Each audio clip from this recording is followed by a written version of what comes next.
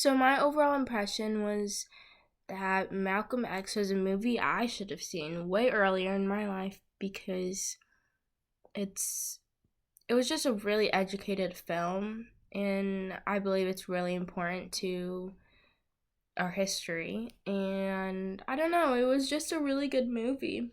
But what I learned from it is that we can change our lives for the good or the bad, and we have the power to do that.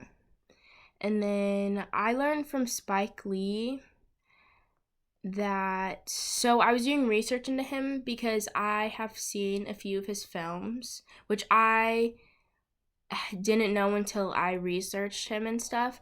And I found out that Spike Lee was running out of money to complete Malcolm X, and instead of shutting down the picture, he reached out to prominent African Americans like Obama and Janet Jackson to help fund the film, which I think is just amazing. And I don't know, it shows his dedication and that he really cared about what he was making. But key scenes that stood out to me was number one, the barbershop.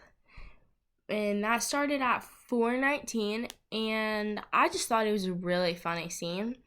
I'm a person of color, so I've dealt with the burning sensation of getting a perm, and I just thought it was funny because it's so true.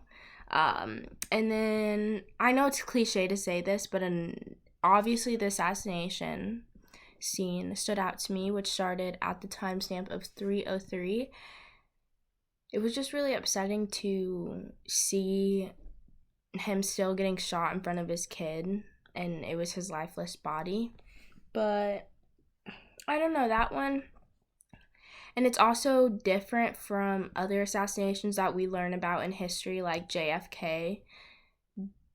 They're both brutal, but it just was really hard to watch.